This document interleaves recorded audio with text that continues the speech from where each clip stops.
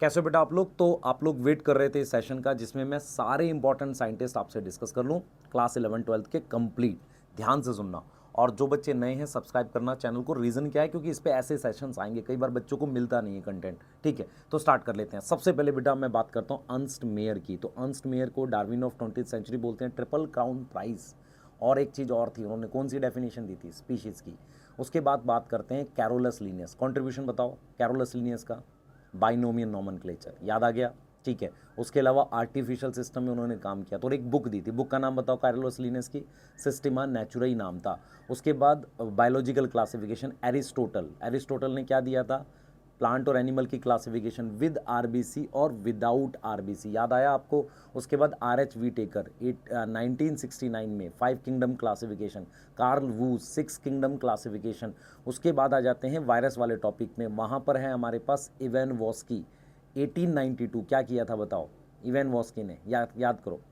आ, जो वायरस है वो पास कर सकते हैं बैक्टीरियल प्रूफ फिल्टर से। फिर था बेजरनिक ने 1898 में क्या दिया था बताओ?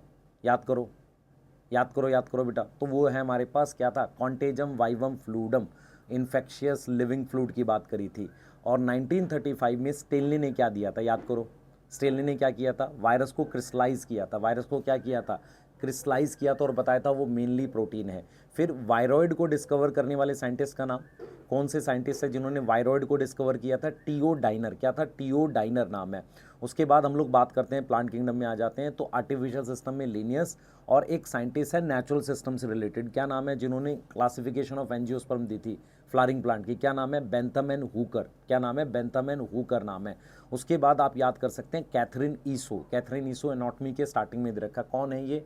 इन्होंने एनाटॉमी ऑफ सीड प्लांट पे काफ़ी काम किया हुआ है। क्लियर है? उसके बाद हमारे पास सेल में आ जाते हैं जीएन रामाचंद्रन। क्या दिया? ट्रिपल कॉलेजन स्ट्रक्चर जो है ना हमारे पास, किसका? ट्रिपल हेलिक्स स्ट्रक्चर किसका? कॉलेजन प्रोटीन का। क्लियर है? और किससे इन्फ्लुएंस थे वो? लाइनस पॉलिंग से। उसके बाद आ जाते हैं लिविंग सेल किसने देखा था? लिवन हुक ने। न्यूक्लियस किसने देखा था? रॉबर्ट ब्राउन ने देखा था। रॉबर्ट ब्राउन ने देखा था। फिर सेल थ्योरी में बॉटनिस्ट कौन है? जर्मन बॉटनिस्ट किल्डन है। उन्होंने बोला था कि जितने भी मेरे पास प्लांट है उनमें प्लांट सेल हैं और वो क्या बनाते हैं? टिश्यू बनाते हैं। शिवान ने बोला था कि एनिमल सेल क्या है? शिवान क्या है बताओ जल्दी से? जूलॉजिस्ट हैं। कौन से? जर्मन। उन्होंने क्या बोला था? जितने भी एनिमल हैं सेल्स हैं उनके बाहर एक डीलिमिटिंग थिन लेयर है। क्या नाम है उसका? Cell membrane. और एक यूनिक कैरेक्टर बताया था प्लांट में, क्या थी वो? सेल वॉल थी। और ये भी बोला था कि जितने भी प्लांट और एनिमल्स हैं they are made up of cell and its product. Clear है? तो कौन से साइंटिस्ट हैं जिनको हम सेल थ्योरी के लिए मानते हैं? स्किल्डन एंड शिवान। किसने मॉडिफाई किया था सेल थ्योरी को और एक स्टेटमेंट दी थी, नाम बताओ? रुडोल्फ वर्चो। रुडोल्फ वर्चो क्या बोला था? ओमनी सेलुला ई सेलुला, ओमनी सेलुला ई सेलुला बोला था। क्लियर है? उसके बाद मेरे पास एक मेम्ब्रेन, सेल मेम्ब्रेन से रिलेटेड कौन है? Singer and Nicolson. Singer and Nicolson 1972 fluid mosaic model दिया था। फिर हमारे पास एक साइंटिस्ट हैं जिन्होंने 1898 में एक स्ट्रक्चर देखा था न्यूक्लियस के पास रेटिकुलर मेम्ब्रेन वाला। क्या नाम है उनका? Camillo Golgi. क्या नाम है? Camillo Golgi. 1953 में एक साइंटिस्ट ने छोटे से पार्टिकल्स देखे थे। क्या नाम है उनका? पैलेड। पैलेड ने देखा था। क्या देखा था? राइबोसोम देखा था। क्लियर है? न्यूक्लियस के अंदर एक मतलब एक थ्रेड जैसा स्ट्रक्चर जिसे हम क्रोमेटिन कहते हैं, किसने डिस्कवर किया था? फ्लेमिंग ने। किसने डिस्कवर किया था? फ्लेमिंग ने। और रॉबर्ट ब्राउन ने न्यूक्लियस देखा था 1831 में। क्लियर है? अब जरा फोटोसिंथेसिस की बात कर लेते हैं। तो फोटोसिंथेसिस में मेरे पास कैल्विन का कंट्रीब्यूशन, C3 साइकिल। क्या यूज़ किया था उन्होंने? रेडियो एक्टिविटी का पॉजिटिव यूज़ किया था। क्या यूज़ किया था? रेडियो एक्टिविटी का पॉजिटिव यूज़ किया था। तो सबसे पहले मेरे पास बेल जार एक्सपेरिमेंट किसने दिया? प्रिस्ली ने।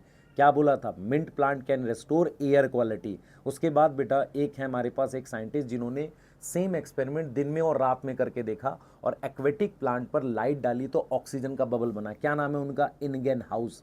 क्या नाम है उनका? इनगेन हाउस। ठीक है? वॉन सैक का क्या कंट्रीब्यूशन है? याद करो। जब प्लांट ग्रो करता है तो उसमें ग्लूकोज बनता है और वो स्टोर होता है किसमें? सुक्रोज में। एक ऐसे साइंटिस्ट जिन्होंने फर्स्ट एक्शन स्पेक्ट्रम दिया था, क्या नाम है उनका? फर्स्ट एक्शन स्पेक्ट्रम वाले साइंटिस्ट का नाम क्या है बताओ जल्दी से? T.W. एंगलमैन। क्या नाम है? T.W. एंगलमैन, जो मैच करता था एब्जॉर्प्शन स्पेक्ट्रम ऑफ किसका? क्लोरोफिल ए और क्लोरोफिल बी से मैच करता था। याद आया आपको? वैन नील एक माइक्रोबायोलॉजिस्ट थे, उन्होंने क्या यूज़ किया, रेडियो आइसोटोप टेक्निक, और उन्होंने बताया कि जितना भी हाइड्रोजन, जितना भी ऑक्सीजन आता है वो कहाँ से आता है, पानी से आता है। तो उन्होंने उस इक्वेशन को करेक्ट किया। किस इक्वेशन को करेक्ट किया, फोटोसिंथेसिस की इक्वेशन को करेक्ट किया उन्होंने, क्लियर है।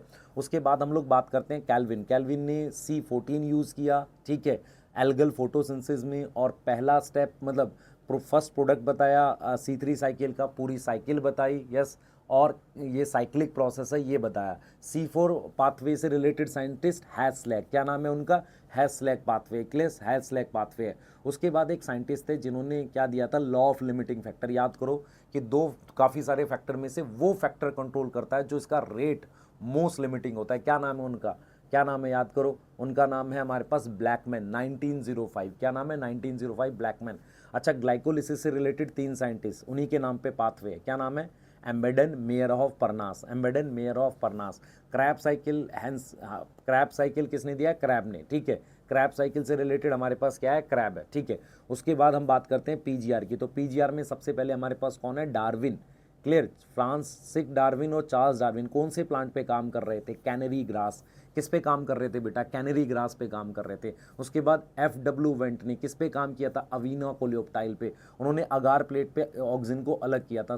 और उसके बाद आ गए थे कोगल एंड स्मिथ, उन्होंने ह्यूमन यूरिन से आइसोलेट किया था। उसके अलावा एक साइंटिस्ट है जिन्होंने मतलब बेकन डिजीज से रिलेटेड काम किया था राइस प्लांट पे, नाम बताओ उनका, ई क्यूरोसावा, 1926, ई क्यूरोसावा। उसके बाद टिश्यू कल्चर पे काम कर रहे थे कौन, स्कूग। और स्कूग और मिलर ने क्या डिस्कवर किया था हमारे पास, काइनेटीन, काइनेटीन को अलग किया था, क्रिस्टलाइज किया था। उसके बाद एक साइंटिस्ट हैं इथिलीन से रिलेटेड, क्या नाम है उनका, कजिन्स, क्या नाम है, cousins.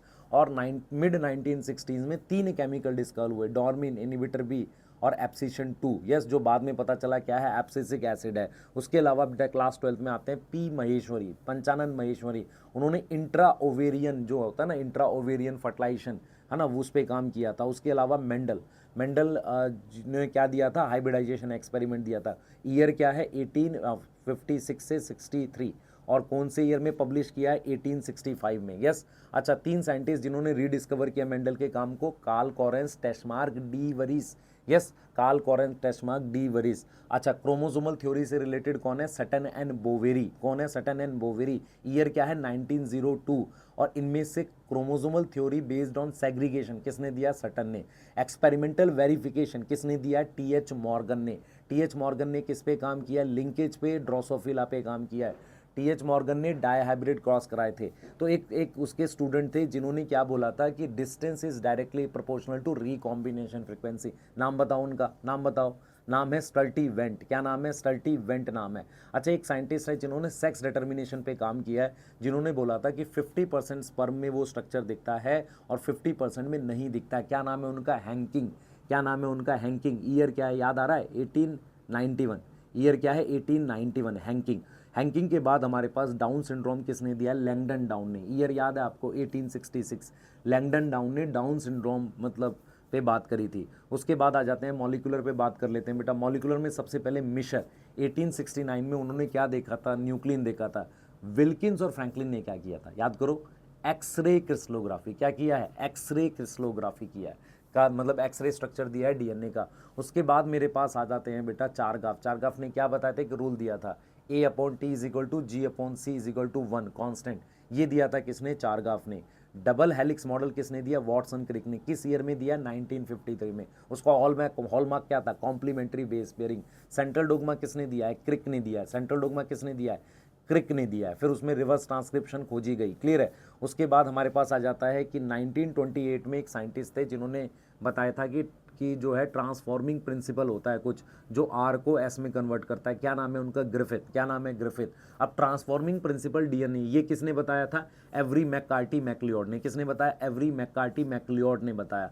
Unequivocal proof of DNA किसने दिया, हर्षे-चेज ने। क्या यूज किया था, P32S35, यस। और रेडियो एक्टिविटी कहाँ से मिली थी, पैलेट से मिली थी, किस में से, बैक्टीरिया में से मिली थी, जब उन्होंने क्या लिया था, जब उन्होंने P32 लिया था। उसके बाद हमारे पास एक साइंटिस्ट है सेमी कंजर्वेटिव डीएनए रेप्लिकेशन, जिन्होंने प्रूफ किया बैक्टीरिया में, मेसेल्सन स्टाल, 1958। सेम ईयर में प्रूफ किया किसने, टेलर ने। किस पे काम किया था, विक्सिया फाबा में।